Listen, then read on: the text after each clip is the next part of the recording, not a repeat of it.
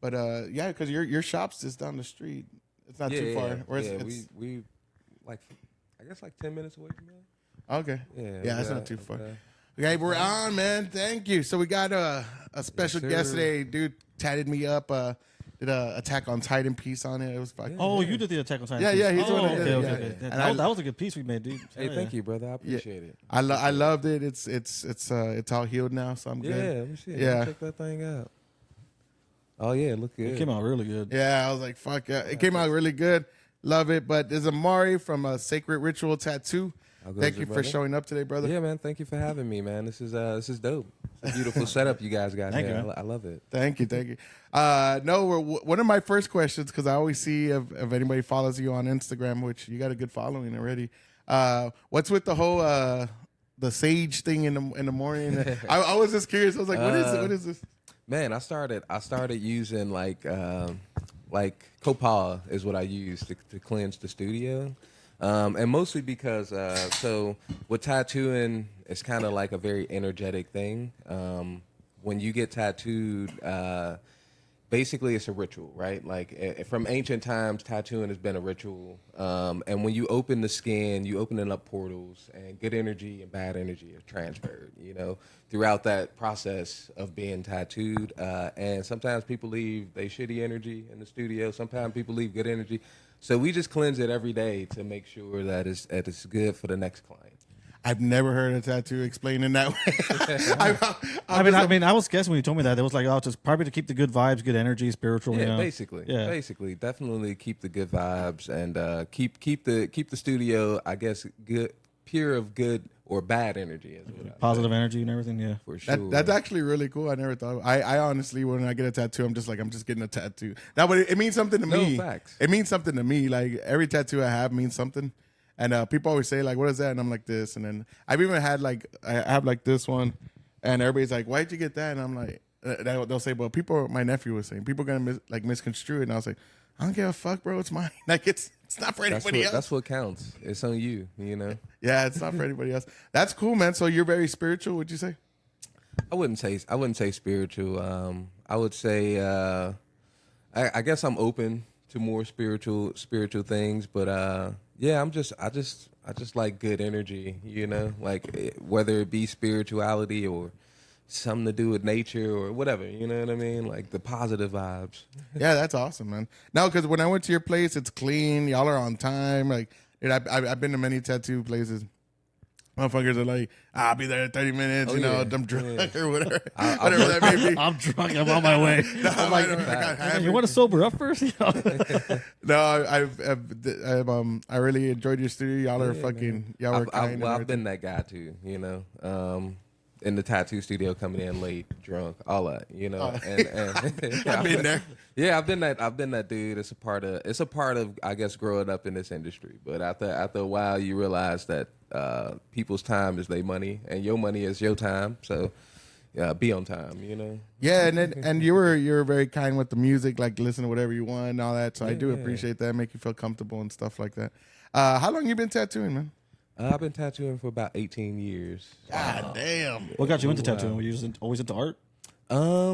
Somewhat. So I started doing graffiti when I was like 15, 16. I got into a bunch of trouble. And then I had a brother who was like, I couldn't have paint. I was on like probation for like a year and a half or something like that. Couldn't have paint, couldn't do nothing. So my brother bought me a tattoo kit and was just like, hey, you should try this, And yeah, since then I basically been tattooing off and on. And then I'd say about 10 or 11 years ago, I decided to go full time. And what did you practice on? Did you practice on, because fake skin wasn't around in 18 years ago for sure. No. Who'd you canvas on? Your well, they had these fake skins, but they was like really bad back then. But yeah, just really, I got 3 biological older brothers, 2 adopted older brothers. So I had a lot of dudes around who was down to get shitty tattoos when I first started tattooing. That's down. But That's that's love for right sure. there. That's pretty cool. Like if you're like, hey man, that tattoo's a piece of shit. Like, oh yeah, my younger brother started off. And I got a a memory few. now. I got one of my brothers. He got a few of the worst tattoos I've done, but he won't let me cover them. He say I have to see them. And I was like, yeah, whatever. You gotta see it. He says every time of Christmas, look at it. Yeah, he's not interested in getting them covered. It's a part of the history though, Yeah. for sure. Well, that's the way I feel about like some of the. I got my first tattoo when I was 14, and people have asked me, "Why don't you cover it up?" And I'm like, "That's just the way I felt when I was 14." So Yeah, it's I part of got your it. storyline. It should tell a story for sure. Like that's what I was feeling because I know some people just get tattoos for the decoration. Which I mean, don't get me wrong. Everybody that has tattoos wants that decoration. Don't get me like it's true. I think there's like like different reasons for getting tattoos, like art. Like some people want to decorate their body with art and ornamental things, and some people get very meaningful things. Some people get things that just memorialize their family, stuff like that. So it's I guess it just depends on what you're looking for your particular body. But I don't think I think the idea of getting tattoos for anybody else is kind of crazy. Like, Yeah. Oh, yeah. No, I know what you mean. Yeah, there's some people that are just like I would want to like with the times, because in today's world, especially in San Antonio, where I always hear this. I don't know how true it is, but they're like San Antonio has a huge tattoo culture. I see it. it's pretty big. But I just assume that everywhere is like that. Like in my head, that's the way I feel about it. I think it's growing everywhere. I think I've been in San Antonio for like 13 years now, 14 years. This is when I moved here. I think it was the first place I saw as many people with face tattoos. I was like, damn, everybody got face tattoos out here. But outside of that, yeah, I think that's pretty common now everywhere. But 13 years ago, yeah, it was a lot of face tattoos here in San Antonio. Really? Where were you from again? Originally Chicago, Illinois. Oh, okay. I was gonna say I wasn't sure if I was correct, but I remember you saying Chicago. Yeah. And how was tattooing in Chicago different from here? He's all just less gunshots. Yeah, well, so my tattoo career started in Chicago, and out there I worked, like when I was tattooing out there, I was doing more, I guess, what you would consider street shop tattoos, bad tattoos. So I wasn't working in the best of areas or the best of shops. I was doing tattoo parties at that time, working out of hotels, doing like just grinding, dog. Like anywhere I could tattoo really at that time in my life. Tattoo party? So it's just a party where they're like, we have a tattoo artist here? Yeah, we used to throw parties at our house, or we'd rent a hotel room and just invite people to come get drunk and tattooed. Damn, we didn't have none of those growing up. I was like, that's genius. I'm glad. I would have got some stupid shit. Exactly, exactly. That's part of it. Yeah, those are the bad choices. What kind of art do you favor to do as far as tattoos? Like, what's your Currently? specialty? Yeah, I would say currently I like to do more realism, surrealism, large scale stuff, whether it be black and gray or color, but more custom stuff, just stuff that when it's created, it's more of like a collaboration between me and the client, like making something happen. okay. Yeah, what was I gonna say? Fuck, tattoo parties, man. That's wild. Yeah, I man. would've got a Do they bunch have of those? I wonder if they have those now. I think they still do because my buddy, when he had his wedding, they had an after party, and they had a tattoo artist doing like $25 pieces. Oh, like those little ones. Those little tiny ones, yeah. Yeah, you can still get. I forgot. Yeah, actually, I wouldn't Yeah, get. I don't think they're gonna be doing like big old 4-hour pieces when I know. Well, I mean, it varies. I guess it depends on what kind of party you having. Like so I've there in a sense, right? Like I've had higher end clients come pay me and a friend, and we'll go out and tattoo 3 or 4 people for 4 or 5 hours at a time, or multiple days at a time. And that's similar to a tattoo party, except you're getting paid a lot more. And then I've done tattoo parties where it's just like, you throw a party, 100 people show up, and maybe 50 get tattooed because that's the time, like so. So what's the longest you've ever tattooed somebody, man? Like one person? Yeah, or just like you on the gun. One piece, Yeah. like just Or one just piece. Like, anything, are we yeah.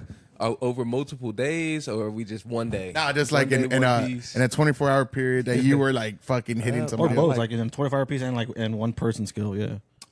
So I do a lot of multi-day pieces, which is like 2-3 days at a time, and people sit for anywhere from like 20 to 30 hours between 3 days. But then in one day, I've tattooed somebody for up to like 13 hours, 14 hours. Fuck, that's brutal. That's a lot of. I imagine you got to take some breaks on that shit, man. The rest of your back. Yeah, your neck, and Well, everything, you gotta you take breaks, right? Like it's not like just consistently sit down, shut up. You know, like it's we take breaks, we stop, we eat. You know, but still, it doesn't. You know, you sitting there for 13 hours. If we take breaks every couple hours, that's maybe an hour off. You know what I mean? So you're still sitting for 12 hours getting a tattoo at least. So. Yeah, when I went, I was like, nah, I ain't gonna take no breaks, man. I started drinking beer.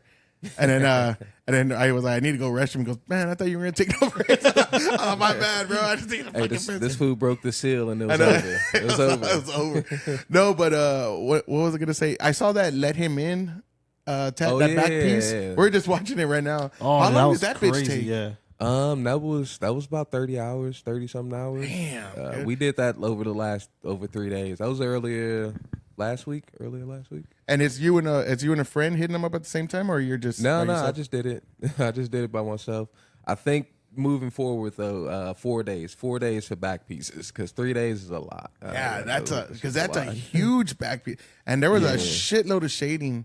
Like I saw, like where you just like blacked out, like in the bottom parts of it. Oh, the detail was amazing. on that piece, Yeah. I was thank you. I was Thank like, you, brother. fuck, that looked Yeah, like. I think I just found me a tattoo artist now. Yeah, it's not it wasn't a little bit of work. I'd say that for sure. But he said that, which is crazy. Like I was like, yo, he ain't coming back. Like, Yeah, because back pieces are some of the worst, right? Everybody says. it's pretty sensitive. It's pretty painful. I've done quite a few back pieces, but that's the first time I've done a back piece in like a 3-day span, like over a 3-day period. So, yeah, that was pretty intense. But you have to with that though. You have to wait till he heals, right, and then do it again, or you just come back tomorrow. No, yeah, it was. Oh damn, he was that. That's 3 a days. G. That's what I was saying. It's all tender still and like. That's a gangster right there. Who is this man? Who is this mystery?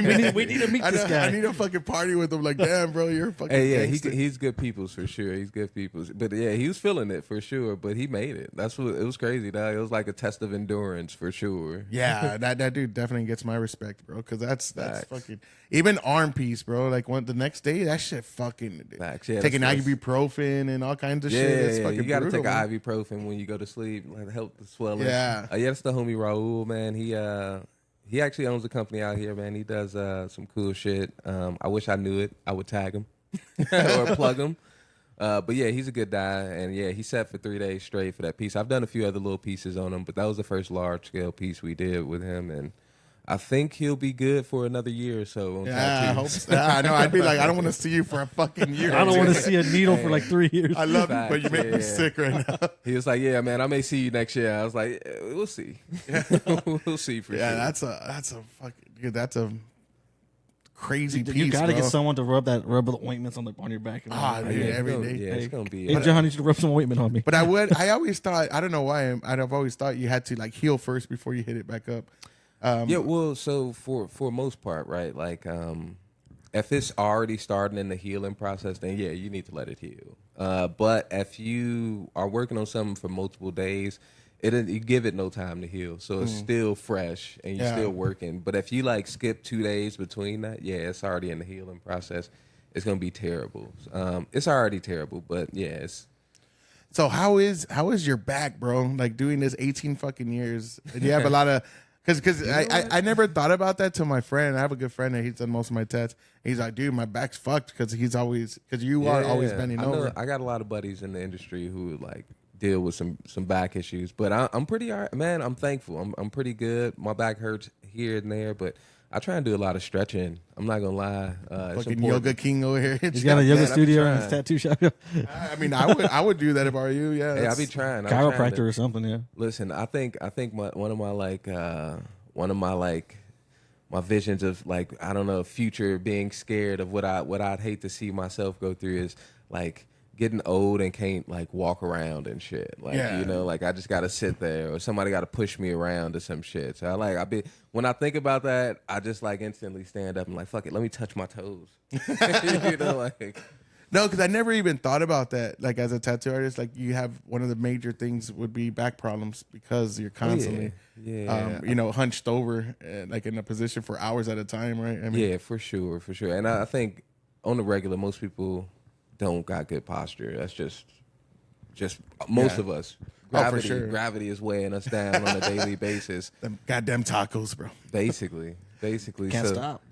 Yeah. So I think for me personally, I definitely try to stretch as much as possible and use the abilities I got currently. What is it? If you don't move or if you don't use it, you lose it. Yeah. So I don't want to 40. That just reminds me of 40-year-old virgin. Yeah, for sure. I definitely don't want to. I don't want to be able to lose the ability to, like just fucking do shit I want to do when I'm 80. Motor skills. Yeah, for sure. So what would you say for people that want to be a tattoo artist, man? What's the best and the worst thing about being a tattoo artist? I think I start with the best for me is the ability to create on a daily basis and kind of get to change things up. As far as like, I'm not doing the same thing every day. I'm consistently doing new things, and I'm consistently able to challenge myself in an artistic way. And I think as far as worst, I'd say is it's not as freeing as some people may think. Like when you work a regular 9-to-5 job, you punch in, you do your work there, you leave your computer at work, and you go home. You forget about work for the weekend. But when you're a tattoo artist, when you go home, you work on designs, you edit your videos, you edit your photos, you talk to clients, you book appointments, and then you go back to work the next day to tattoo, and then you go back home, and then you do it again. So it's one of those things where I think it's like the balance, right? Finding that good balance, but it's not as easy as some people may think as far as like the rock star side of it. You could live that lifestyle, but you probably live in a more broke lifestyle too. Yeah, because I mean, me myself included, I've always thought, dude, being a tattoo artist, that's awesome because you just put on whatever music you want. You're just you're just tattooing, you're fucking chilling. I totally understand what you're saying about the work. His work is the same. I used to be a teacher, so we don't get to just clock out. You're constantly grading, thinking of new lesson plans and all that. And this dude, he's constantly on his phone, people calling him, and hey, I need help with. Okay. Do you own your own business? No, I'm a diesel tech, so. Oh, okay. So I do a lot of like diagnostics, computer work. So there'll be times I'll be at home or I'll be here, and I'll get a call. I'm like, damn it, I got to answer this. And it's just someone needing help. I got to go and guide them over the phone what to do on trucks and everything. Okay, yeah, business. Yeah. Business calls all the time. Yeah. But I mean, that's your profession. I mean, you're a fucking businessman. You have to constantly do that. But yeah, I could see, especially in today's world. Would you think? For today's world, because you don't have books no more. Like back in the 90s, 2000s, you go to a tattoo place and there's my book over there. Y'all still have books, actually. I remember that. Yeah. But in today's, you see the pictures of the work. I remember that. Yeah, and you're like, this dude's pretty good. Yeah, but everything's online now. I was gonna say, in today's world, you need an online presence, 100%. Right? Yeah, it doesn't. It don't. It'll be very hard to work or run your own business and make money without an online presence. I think that's with any business currently. Yeah, that's with any business currently, for sure. It's pretty hard to exist without an online presence. It'd be nice if you could, but I don't think it's possible. Yeah, because when you go to his shop, bro, they got fucking like 5 cameras, like badass ones. Like, I was like, like they're all just cameraed out, and I was like, oh shit, they're like you could basically do a podcast in your studio if you wanted to, because you have the setup for it. Yeah, for a long time I was doing like live streaming tattoo sessions, which was cool. It was fun, but it's a lot of work. Yeah, dude, I know that's why we learned that the hard way. We're like, oh, you just get on camera and talk, and then we're like, oh shit, there's so much behind that. There's so much behind that shit. I seem to got it good. It took us a while to get to this. Sure. Yeah, we need a lot of people's help to understand, because it's running all that editing and all that. It's hard, man. And that's what we've always told people. You'll make a fucking like a shorter reel, whatever you want to call it, those 6-second clips, and won't even pay attention to it. That motherfucker, everybody wants to see that one. And the one that you put work into, and you're like, dude, this is the one. Nobody fucking sees it. And I'm like, dude, this one's the best one. Come on. That's usually how it goes, for sure. But then that's like, I guess that's kind of counting views type of energy. Mostly it's consistency, right? Like for our business in particular, it's about having something that anybody can go back and reference to, right? So say for instance, if we didn't have this online portfolio and history, like we don't have anywhere to send people when they like, well, can we see some of your work? Well, go check it out here. Go check it out here. We posted it here. We got it here. We got it there. So I don't necessarily create videos or content for the views, more so just archiving and putting it out there. Like if you want to see something like that, we have it on our page. You can scroll down and see it, and it's in high quality and it looks good and it's been edited and it's so it's one of those things where I guess when I first started social media, like everybody, it was like, oh yeah, let's see how many views we can get. See how many I'm trying to get viral, and you put your energy into that, and it's very depressing. Yeah. No, but yeah, definitely. It's especially for your line of work. Yeah, people want to see. Because I'm. Do you get a lot of people like reaching out from like out of town to come over here to get tattooed because of online presence? I got a decent outside of San Antonio, outside of Texas client base, but that's because I've traveled a bit around and met people and done tattoos for people, and then of course I've had clients who live in other cities. I'm from another city, so I have clients from there who will come into Texas and get tattooed, and then I've had clients here who've left and then they'll come back and get tattooed. So. Okay. What was like the most exotic one you've ever done where you were like, oh, like someone's like, hey man, put a tattoo on my ass or something like? Oh, you're talking crazy. What's like the most exotic one?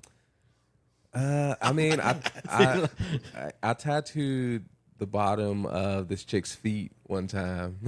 Damn, that's gotta be sensitive. Yeah, it was crazy. She had a bunch of tattoos, mind you, but military just do some crazy shit. Yeah, and we put "walk hard" on the bottom of her foot, and it was she was kind of giggling the whole time. Dude, that just sounds terrible. It was pretty terrible. I mean, if I step on a small pebble, I'm in fucking pain for my feet. I know, and then you're just that just doesn't sound like a good idea at all. That's probably one of the, I would say, it didn't look great, but it was one of those like, yeah, you kind of crazy. Like, yeah, you kind of crazy. She probably has definitely got tattoos in places that only certain people see. Oh yeah.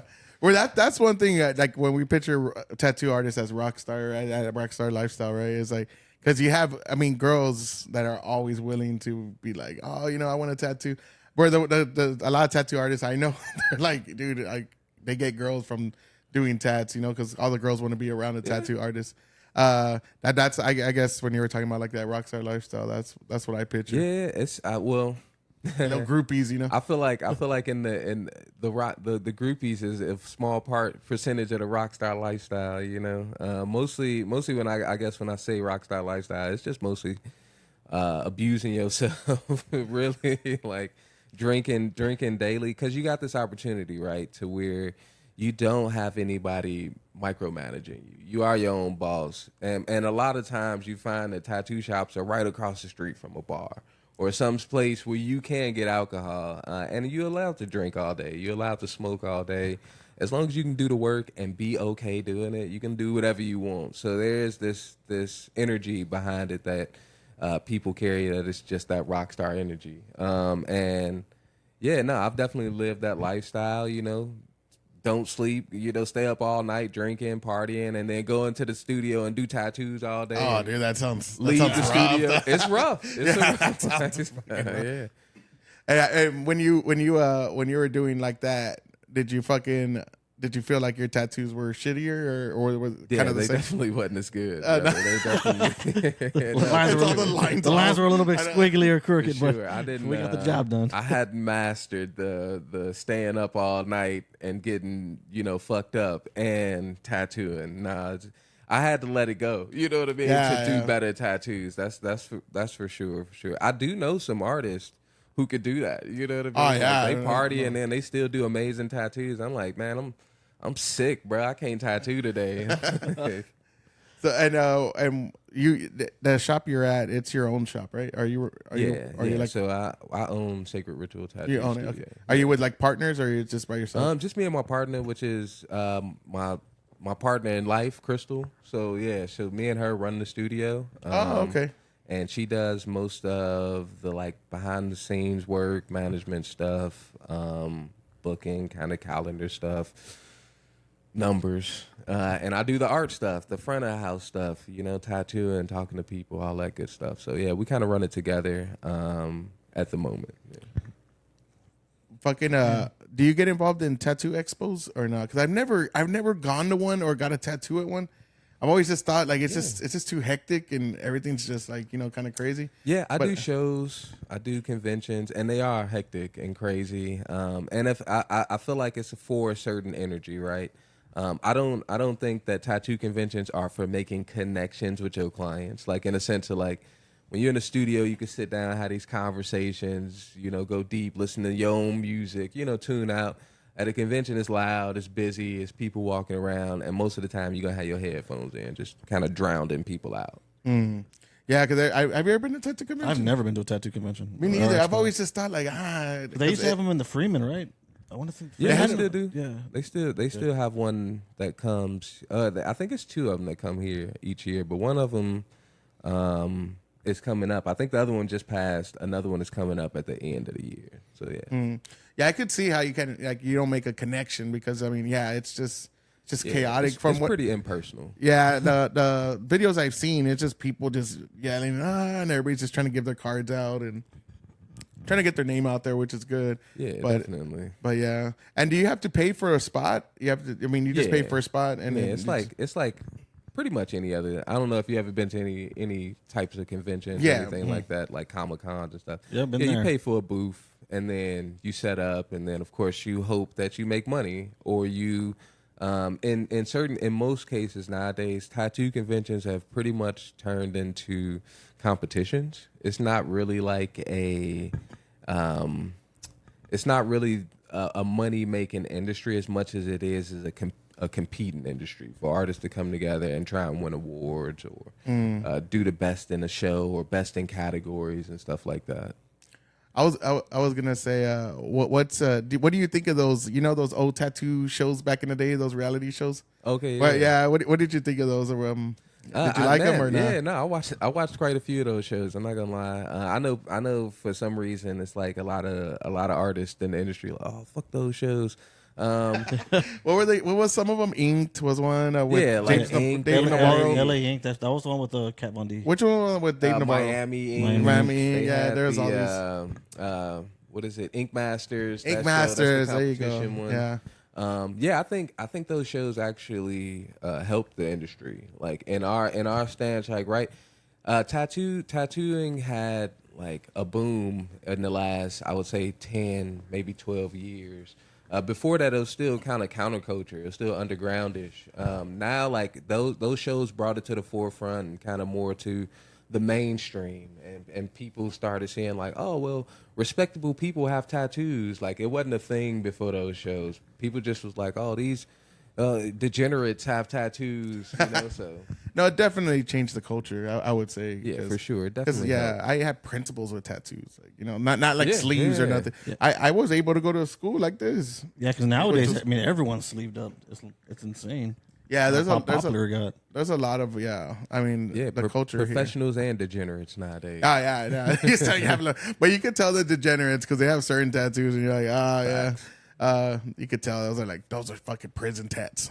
Like, watch out with that one, But nah, yeah, more professionally done. You could see it and like, okay, that's more just for the art and for whatever reasons that they have.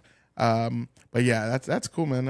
I didn't know if you did conventions and all that. I never really been to one, so I'm kind of curious about that. I'm gonna have to go one day. Yeah, y'all should check out the one at the end of the year. I think it's in September or November, something like that. Yeah, it's here. It's at the Freeman. Yeah, and, they have a lot of them. I want to say it's like the villain art show. But yeah, you should check it out. It's worth at least seeing once. You may go there and be like, this shit whack, and then want to leave. But it's worth checking out for sure. Have you ever tattooed like anybody, like a celebrity, or if you haven't, like what celebrity would you want to tat? Like what would you be like? I want to tat this motherfucker. I don't think I've ever tattooed any celebrities. Not as of yet. I ain't gonna count myself out. Oh yeah. And as far as a celebrity to tattoo, that's hard to say, man. I don't know. That's on the spot right there. Yeah, no, I was just curious. Like I always feel like, man, if I get somebody on this podcast, if anybody asks me who'd you want, I honestly, bro, like Shane Gillis. I don't know why. Yeah, well, Shane Gillis is funny as shit. Yeah, I got to fucking. Did you see? I got to take a picture with them at the Spurs game. Yeah, That's badass. Yeah. This lucky bastard. I know it was fucking cool. When was that? When was the Spurs game? Sunday. Friday. Was it Saturday. You went to the Spurs game? Yeah, you went to the so playoff game? yeah, That's dude, I was badass. with row Yeah, it 10, was bro. Saturday. Damn, Fucking son. sick, bro. It was crazy because like Ben Stiller was right below me, and Manu Ginobili and Dave Robinson were next, right, like above me, and then That's I was badass. next to Monty. What's his name? Fuck, he's an NBA player, and then John Sally was it? Was it John Sally? Fuck, I forgot. No, it wasn't John Sally. My bad. I mean, it was some other NBA player. We're around like a bunch of people, and it was like, and then Fat Joe was just like straight ahead over there. That's badass. And that fucking old man, you know that old man? Yeah, I that finally weird, saw him. creepy old man. Yeah, that creepy old He's man. all leathered out. You don't know what I'm talking about? Oh, dude, he's all weird. He's like this walking Skeletor, bro. yeah, just like, he's always at the NBA games, bro. He looks like a fucking. He looks like a like- crypt like keeper. Just like some an old rock billionaire. star from Yeah, back in the dude. Yeah, but he's known like everybody because he's always at the games and courtside.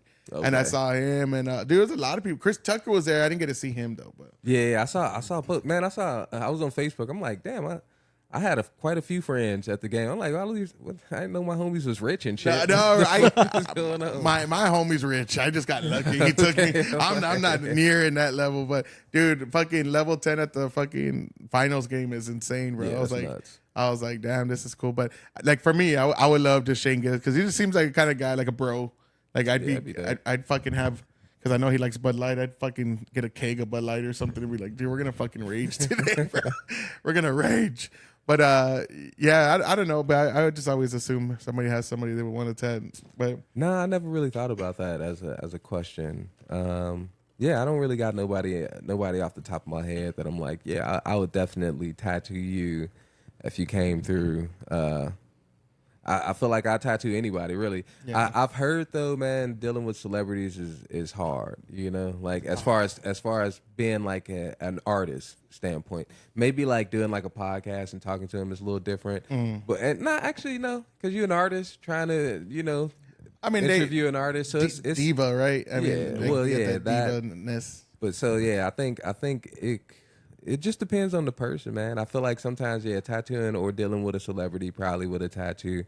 I guess anybody when you find people with money, they want it a particular way and they treat you a particular way if you don't do it right. Like, Yeah, I could imagine because being a tattoo artist, you got to be you're like a almost part-time therapist too, man. I mean, because people like you get a lot of that where people just giving you all their problems and all. yeah. Oh, I like know Chatty so- Cathy's and just No, because Yeah. when you get a tattoo, right, you're talking like a lot of times. yeah, you end up building bonds with people. And I know some things about people for sure. Like I like like they tell me things, and I tell them things too. And it's just like it's like it is what it is. I don't plan on telling nobody what they told me. And it's not like the weird thing about it is right. Like I have clients who I've tattooed for years. And we've done multiple tattoos on them.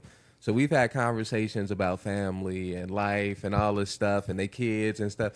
And I guess there's this comfort in knowing that I'll never meet them, they family and their kids and stuff. And I think it'd be different if I knew them. They probably wouldn't tell me those type of things. But so I think there is a comfort, and it's like the bartender effect. When you go to a bar and start talking to a bartender about your life problems and shit, and then you leave and you like, oh shit, I just told that fool all this shit. I thought this random guy I don't even know. Fucking some of them. Basically. Well, I mean, because it is true though. When you're talking to a stranger that you probably and you kind of know like I'm never gonna see this motherfucker again, bro. You'll say shit that you won't say to your own family. Oh yeah, facts. Because you're just like I don't give a shit. Like, he's never gonna hear this shit again. Like, fuck it. and the awkwardness he marries like your cousin. I know, Like, it's like, shit. He's like, I told him some shit he's about like this. part of the family. Fuck. For sure, yeah. I thought it this guy some secrets I should have put. I should have took to the grave. it could definitely get awkward at that point, for sure. No, yeah, no, and one of the things I will say, you're very like, you just went with the vibe. I could tell. Like I started talking, and you're like, oh yeah, and you have conversations. So I like that because I have actually had like one tattoo artist, and he just like leave me the fuck, put on his headphones and just went at it. Yeah. And it kind of takes away the connection because you want to. I don't know, for me at least, I want to talk to the tattoo artist and chill. And, you know. And I think everybody works in their own frame, right? Like it's some artists that I know personally who that's how they work. You know, they gotta have their music in their ears, and when they tattoo, they don't want to talk to nobody. And it's clients, vice versa, who are the same. Like when they get tattooed, they like, man, I don't want, shut up. You know what I mean? Like I don't want to hear nothing. I'm only like that with my barber. Like I don't like talking to my barbers. I'm like, just cut my hair and that's it. I feel like that's really? the one place you I know. I know. Well, because I'm with you on that one. Well, no, because like I don't have an actual barber. I go to Sport Clips. I just get in and out. You know? Okay. So like, Yeah. and they're all chicks. So I'm just Yeah, like, you know, same I just want to watch whatever sport you have on, and I want to get the fuck out of here. You know, you got sharp things next to my head. You gotta get a barber, man. You gotta get I need to, but I've always just I only get Look like at me. probably I don't go to no barber. because I usually let my hair grow out. I probably get 2 haircuts a year. Okay, so So so like this that guy ain't- always don't have long fucking hair, but like Yeah, I don't know. I always If I had a even barber, I probably never talk to somebody, yeah. I haven't had a barber in years, and I still had hair, but I still always would talk because they would talk, and it's usually ladies. Yeah, it's always like ladies. no, like they'll say something, I'll say something back, you know. But I've never gone into a conversation with one of these barbers at work. Oh, really? Yeah, I've gotten some conversations. It's always the Yeah. greets. That's all, you know. I grew up in a barbershop. My uncle owned a barbershop when I was growing up, and so no, I definitely was like in the culture of barbershop lifestyle. When I had hair, now I don't got no hair. It's like I could do this at home.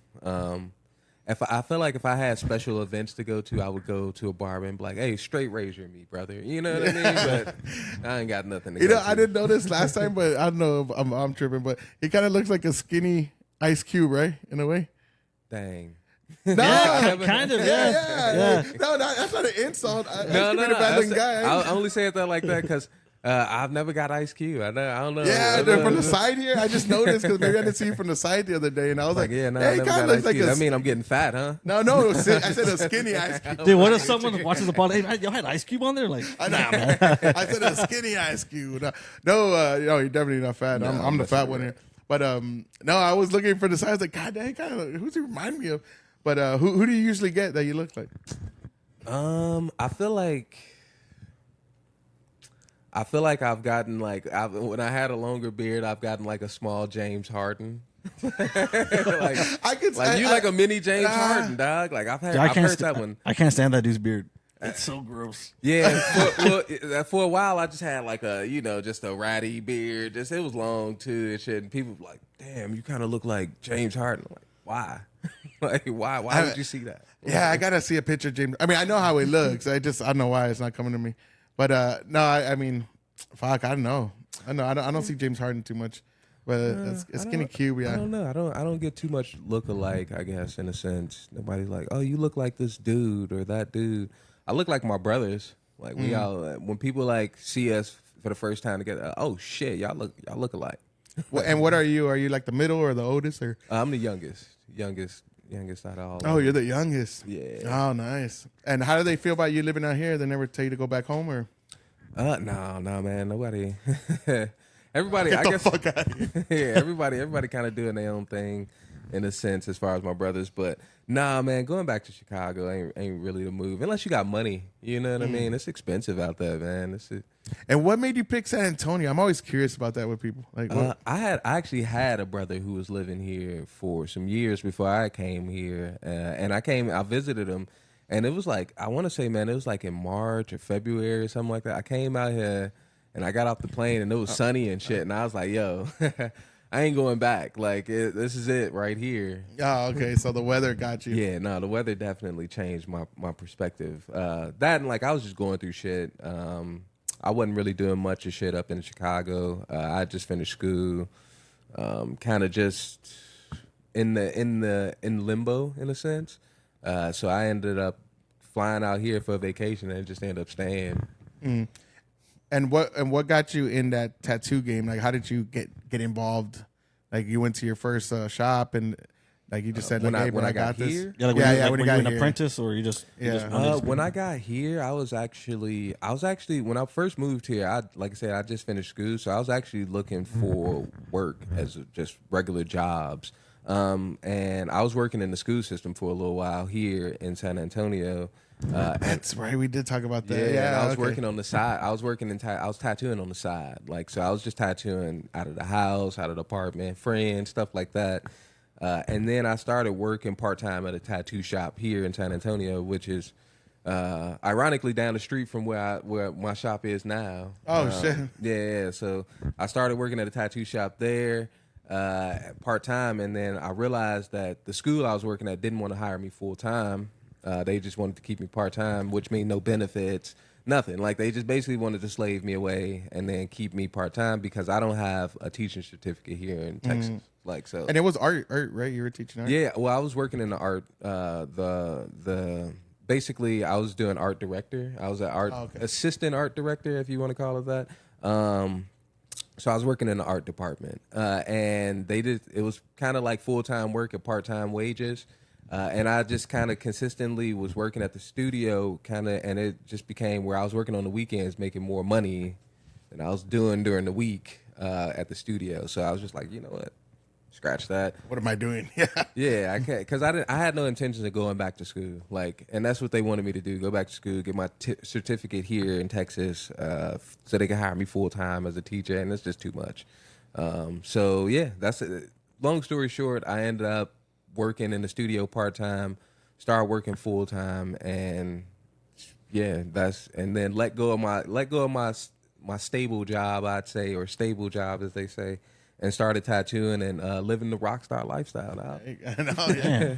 I know, because I even, like, I'm not teaching no more, and I don't want to, and everybody's like, just go back to school, and I'm like, why would I go back to school? It doesn't make any sense. Like, I'm gonna get a master's for what? I was like, gonna say, but for what though? Like, I know, yeah. Like, what am I gonna get a master's for? Just to say I got a master's and then be overqualified for normal jobs because they're gonna be like, well, you kind of. I'm at the point. If I go back to school, it's just to learn something I want to learn. Like, yeah. Well, there's no point. I mean, unless you want to be a doctor, lawyer, or something. Yeah, like, you know no. Not, what I mean by that is, like, I'll take an art class or something, like a trade wood shop school, class, trade school or something. No, yeah, that's what I'm saying. But a lot of people just go to school. They're just like, I'm just gonna go back to school, and I'm like, oh yeah, what? Because they don't know what to do. You yeah, know what I mean? It's like, it's one of those. Yeah, they don't know what else to do, so they just kind of hop back in school, and it's it. I mean, 20 years ago, going to school wasn't as expensive as it is today. Like, you got and 20 years ago, yeah, but 20 years ago also, your degree meant a lot more than it does. It did. Because now they're just giving out degrees. Yeah, you were guaranteed a great job, just but making degrees up. That's what I'm saying. Making them up. Fucking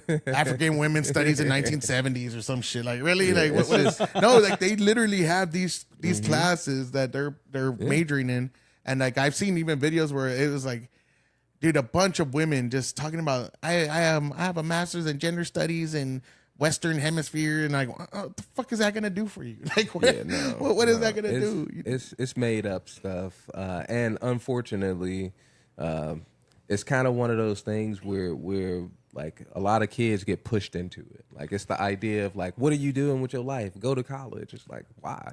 Yeah, no, I was the most, like, you could ask any of my students, bro. I was the most like anti-college teacher out there. Like, I was 11th grade U.S. history teacher, and I would tell them, like, should I go to school? And I'm like, do you know what you want to do? And they're like, no. And I'm like, I mean, I would tell them, go to community college, because community college is free now. For sure. Like, dude, Really? You get 2 years of free college here in San Antonio. Yeah, Alamo colleges. Yeah. So I'm like, bro, go to Alamo colleges and then figure out what you want to do. Because it used to be like $2,500 a semester, wasn't it? It was really cheap still. So, but I mean, yeah, but so for someone out of high school, $2,500 is a lot of money. If they don't, especially if they don't have a job. I totally agree.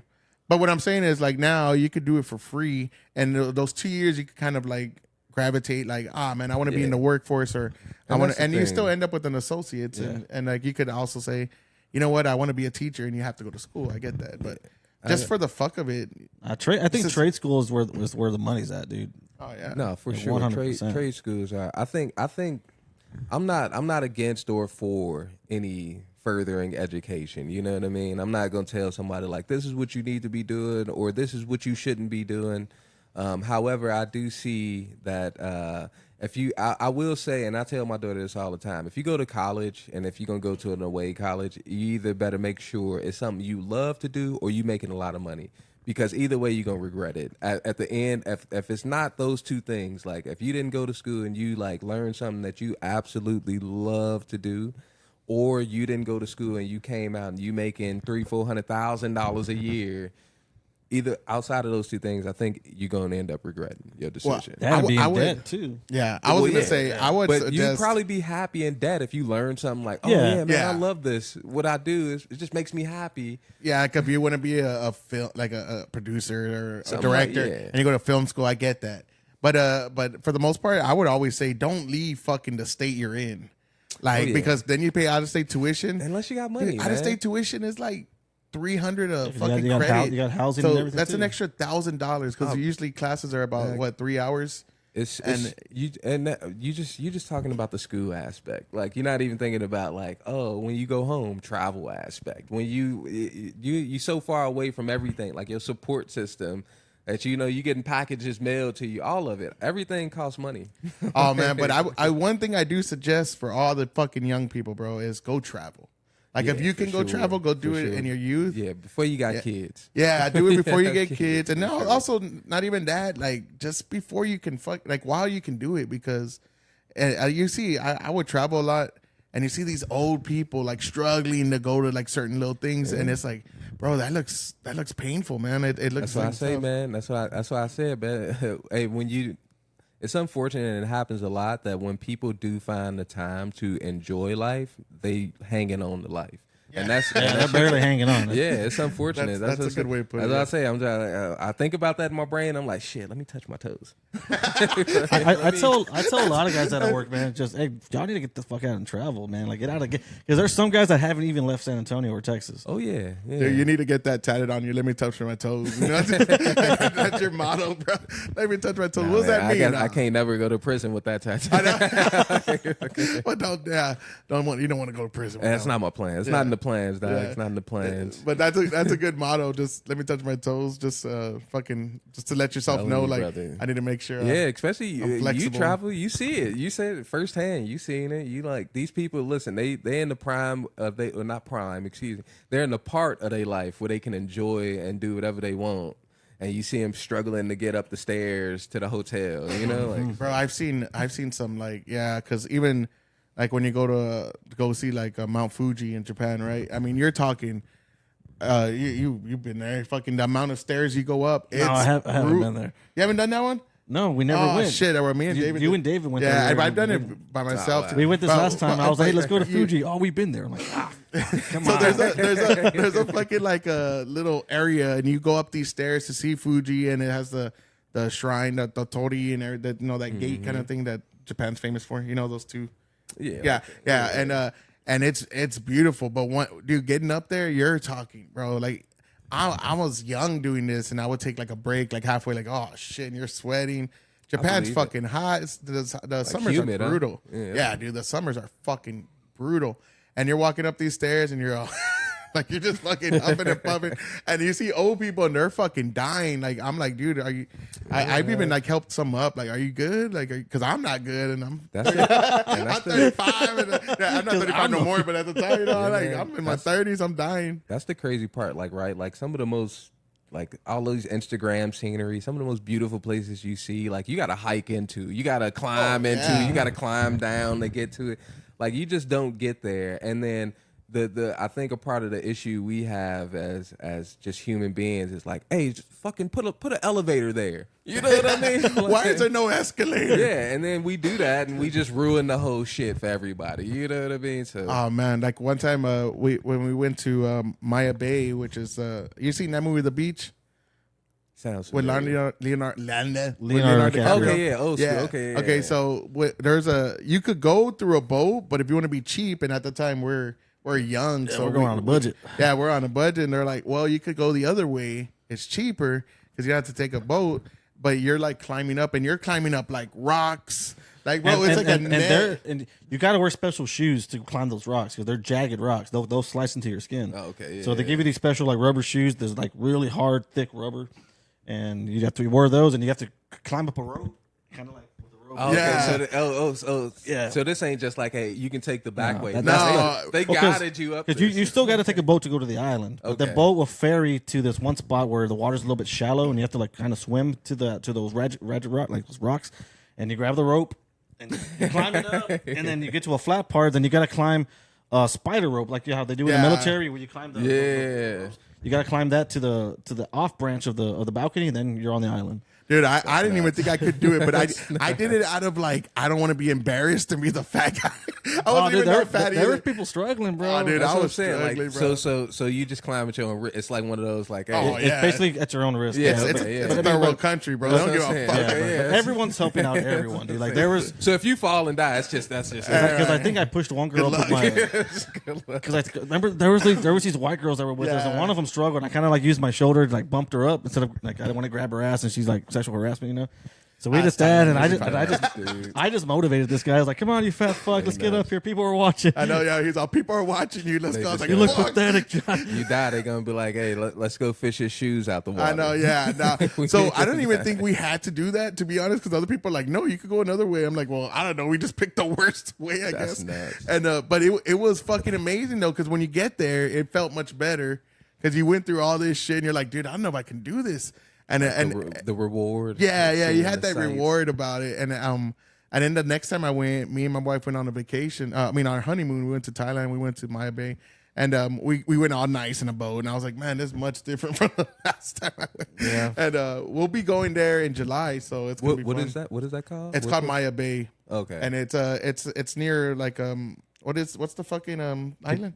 PP Island. PP Island. There you go. Yeah, you go to PP Island, and then like it's a little outside of it, and that's the area. But the only difference is in the movie it's enclosed, but it's CGI, the rocks. Oh, okay. So in the real life, it's like it's kind of like this. It's kind of like a crescent moon. Yeah, shape. yeah, Okay. and you go in, you could go into that. Yeah, And you then take you take those long you can, like, fucking you take those long boats to it. It's probably like a half a mile, maybe a 3/4 of a mile out in the water in the ocean, and that's it. Dude, it's fucking And then beautiful. you can though. you can like do the lookout. It's like basically like a lookout there. Like Yeah, you can, you're like, just there, overlook and the Yeah, they go around the whole island at the end, so it circles the whole island. And when you come beach. back, That's badass. it's and white you sand. go and you go everything. you go like swimming in the ocean at night. The plankton lights up, so Yeah. it's a nice experience, man.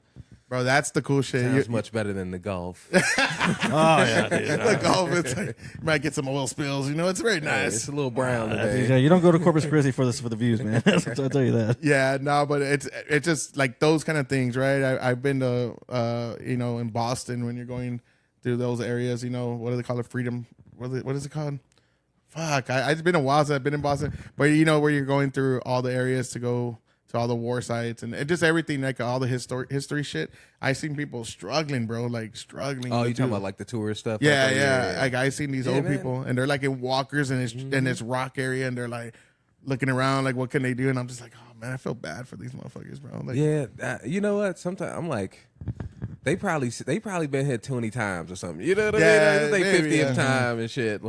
but yeah, but it is like I tell everybody, man, go travel for a year, bro. Just take a year off and travel That'd be around. badass. I think, man, that sounds bad. I think as in the state of the world currently, man, it's just hard financially for anybody coming out at a young age. It's the job market is kind of cooked at the moment.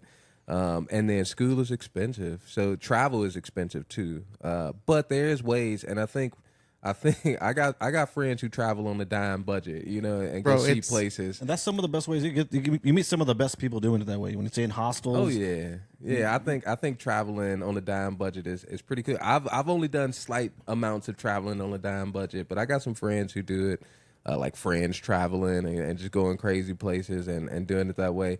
But that gets dangerous too. Yeah, I mean, that's anywhere too.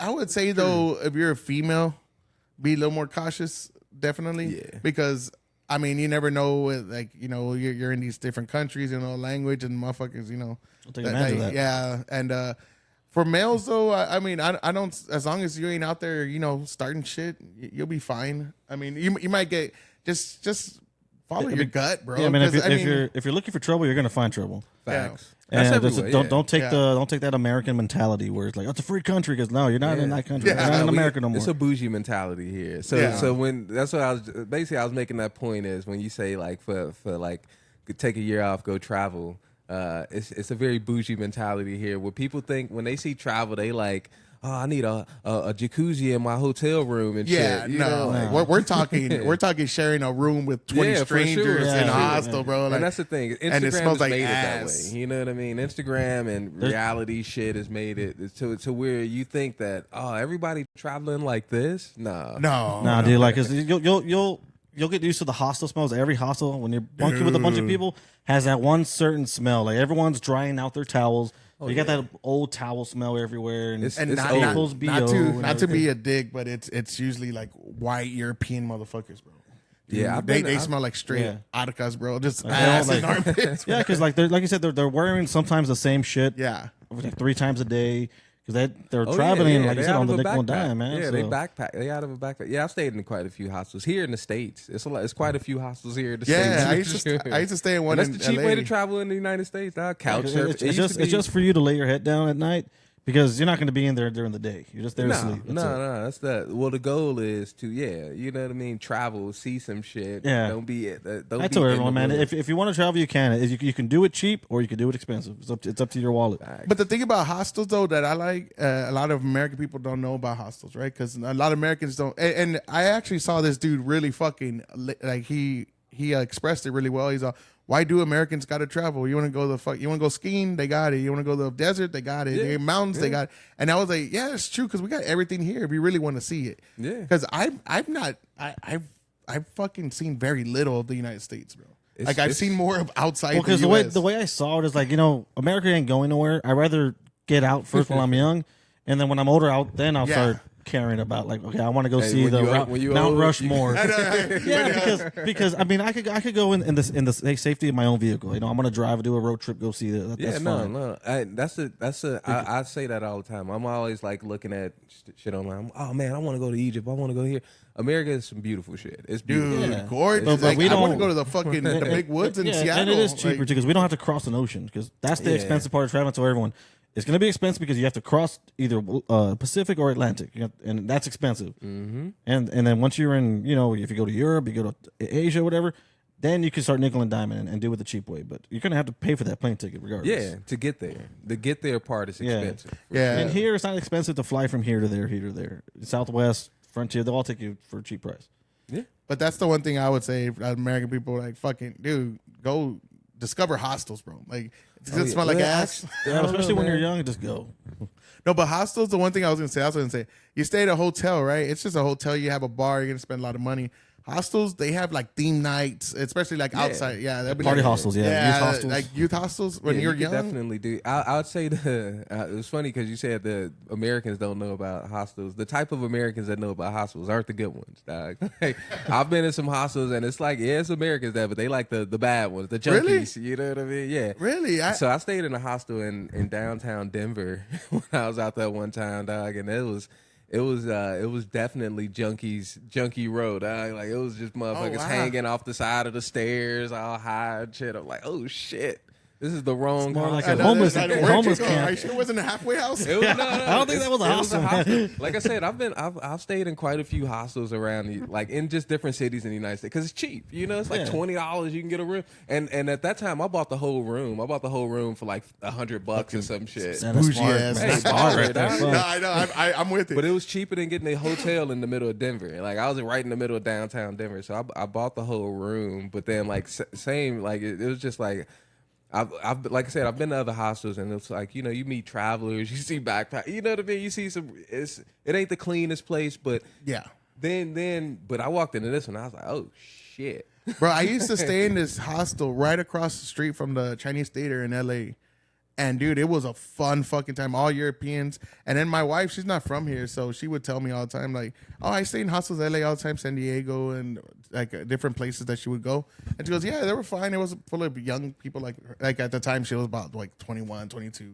And she was like, it was pretty cool. I never been to one like that where it was just like junkies. No, like, no, it that's was bad. Denver. That's some Denver shit. I don't know. It was bad. I mean, I've met some sketchy characters. Like when we were in Frankfurt, we found a hostel just out of nowhere because our train got diverted, and there were some like sketchy people, but it wasn't like that. It was all just fun people. Yeah, all the rest of them I've ever stayed in, it wasn't sketchy. It wasn't nothing sketchy. You know what I mean? You see some odd people for sure. It's like, Yeah. damn, that person looks. You see some weirdos here and there. Every time I stayed in hostels and meet Americans, like not every time. That's a bad way to put it, but a good majority of the time, it's usually those Americans that are like those hippies, like they'll be the kind like, oh, where are you from?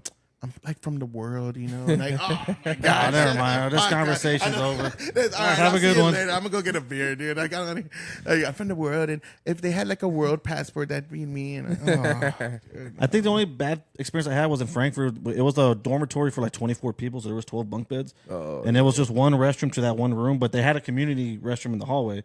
But my brother was like, "No, I'm gonna go take a piss real quick." And dude, there was just like fucking piss everywhere.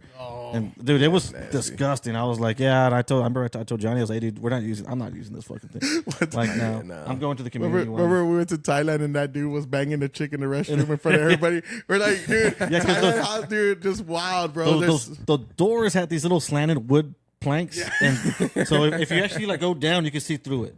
But it wasn't an actual like real door. Yeah, and there's sand all in the rest because it was on the beach. Yeah, literally. And we wake up in the morning and you just hear this girl getting slammed right next to us and she's just getting fucking banged out. We're just like, oh man, that sounds like fun in there. But that was actually a really nice hostel. That one was actually nice. Yeah, where it was on the beach. I mean, fuck. The one before that, we got it really really cheap. And the guy was like, "Hey man, we got one room, but the AC don't work, but the windows work." It was in Thailand too. It was in Thailand, and it was so cheap, man. It was like pretty much free. Yeah, they have some that were like fucking. They didn't. $2. But the room wasn't clean. There was sand all over the beds. There was sand. I'm like, man, we're gonna be drunk anyway, so I'm like, yeah, we'll take it. Fuck it.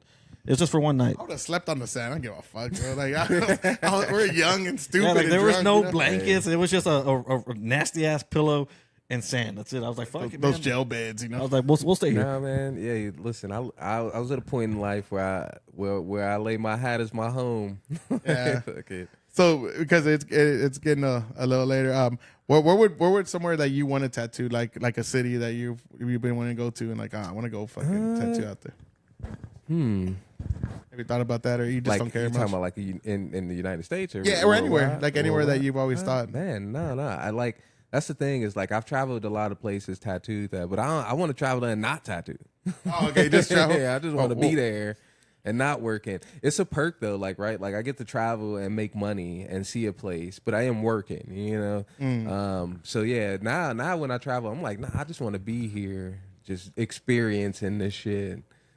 Well, where would you want to go? What's your next destination? You think? I know for sure I'll say my next destination is probably somewhere South America. I'm going somewhere out there. It's just so cheap, man.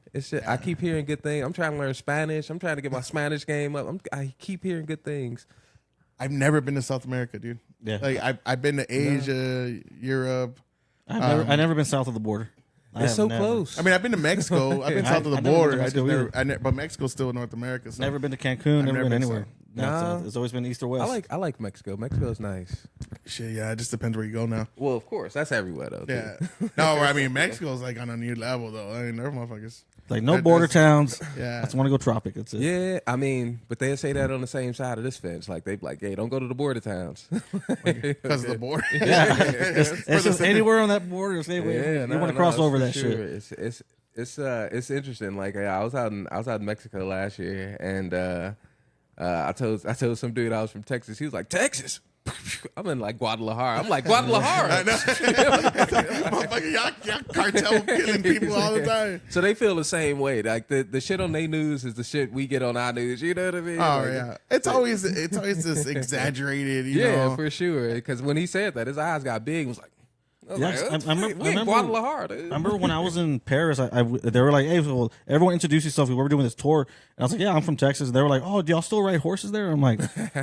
I said, we got freeways and highways and, we got cars. But like, yeah, there are rural areas where people ride them for like recreational use and all that. But no. That's crazy you had to explain that. You know what I mean? We got this thing called roads. Yeah, people think that we still use like horses to commute. Bro, in California, they thought that when I lived there. When I lived in San Diego, they're like, oh, you ride a horse to school? And I'm like, no, you fucking idiot. It was like there are some like small town where they have like kids can It's like Yeah, on certain but days they I could ride mean- their tractors. If they're farmers, they could ride their tractors to school. And all that. It's like small town living Yeah. like that everywhere. Like, I mean, look at the Amish. You know what I mean? Yeah. Those kids are still riding horses. Yeah, they still for got sure. it going on over there. But yeah, that's the thing. It's when you think of Pennsylvania, you know, you're just thinking of certain cities. You know, think of Texas, you're thinking Dallas, Houston, Corpus. Yeah, You're thinking for of sure. like, you know, even Massachusetts, you're thinking Boston. You're thinking like some like That's all you think there's is all these Boston. little towns in between where they're doing the exact same shit in our little towns, but they just don't fucking because they when they think of anything like that, they're just thinking of the big city, you know. Yeah. And that's the stupid shit.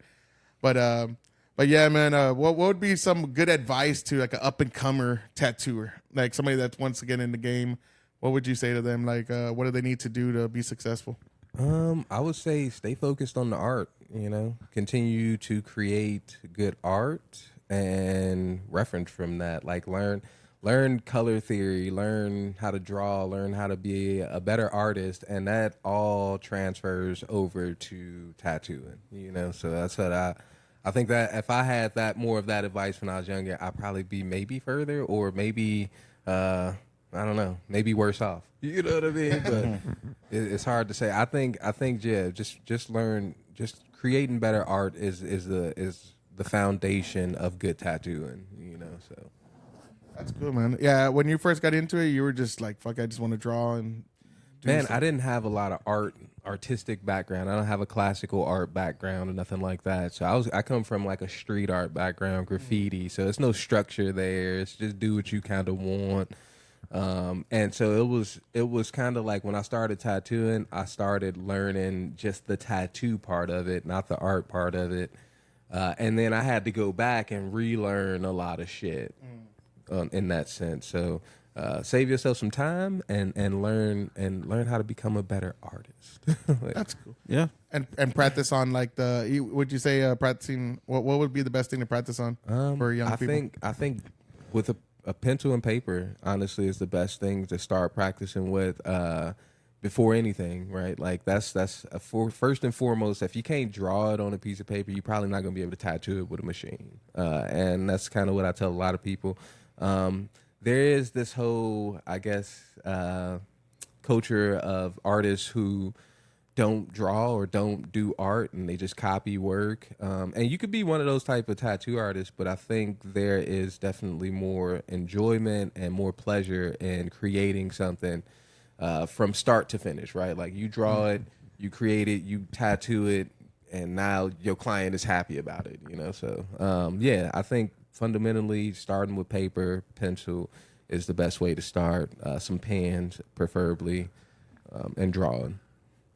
One of the last things I would ask is, what is it like when you're hitting the skin though? Does it like when you're tattooing? Right? I don't know why I've always wanted to ask that. I just never have. Like, does it move weird or something like that? That's different from drawing on paper. Yeah, to, because like on a I would skin. imagine things that things like moving. Yeah, so like what is that? yeah. What is that like? Like what is? Yeah, it's definitely moving. Yeah, the body is moving. People, But that'll mess up rhythm. Like if you're trying to draw straight, I would imagine things like doing this to your hand the entire time. Yeah, well, now it's like the machines are. If you had a tattoo in the last several years, the machines have become like pens almost, and the vibration is very low, but of course it's still vibrating, right? And yeah, it's something you get used to. Like I think have you ever done a tattoo? You ever done a tattoo? I've never No, done. that's why I've always wondered. Yeah. Like when you're hitting Yeah. the skin, does Yeah, it? if you picked up a machine right now and you tried to use it and tried to pull a straight line, it'll probably be hard. But of course, if you did it like maybe 20 or 30 times, it becomes easier. And then you do it 100 times, it becomes easier. Repetition. And your pen is very light. Like I mean, his pen, it's not even a pen. Right? Your machine, Yeah, basically. no, because his was like he has a really light touch, so he's like, it's almost silent. And shit. I know they got some out there that have a heavy hand. They're just like, probably. Yeah, I always just wondered that, like, what's the difference? Because do you say the fake flesh now is pretty good, like the way they make it now? Yeah, they make some really good fake skins. I think regardless of fake skin or not, like the best practice you ever gonna get is on a real person because skin is so different. Everybody's skin is different. Everybody heals different. Everybody takes the ink completely different under their skin. So if you have the availability to practice on somebody or yourself as a up and coming tattoo artist, then yeah, I recommend doing it on real skin.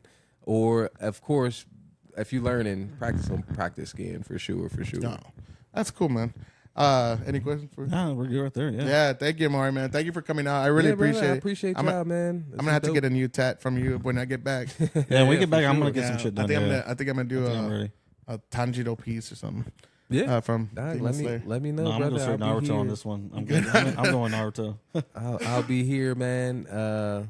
Yeah, man. Hey, bring me back a little Buddha statue or something. Oh yeah, I'll do that. No, I'll Yeah. do that for sure. For the studio, I'll pay you for it, dog. No, you're I good. know they I just got them got you. cheap over there.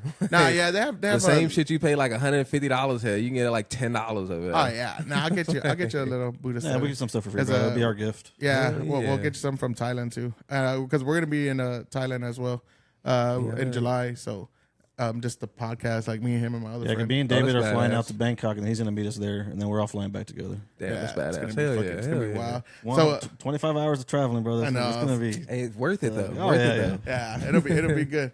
But where can people find you and your shop and everything? Like your, So I'm located at Sacred Ritual Tattoo Studio here in San Antonio, Texas, and you can find me on Instagram, Facebook, YouTube under Art of Emari D, all one word. Yeah. all right, brother. Thank you for coming out. Appreciate appreciate you, you, brother. And Thank you, hopefully Mark. see you Appreciate soon, having me. and we'll get your Buddha. Like, subscribe, leave it in the comments. All right, thank you. Yeah, dude, we'll get you a fucking Buddha. I didn't know you want one. Yeah, we'll do something.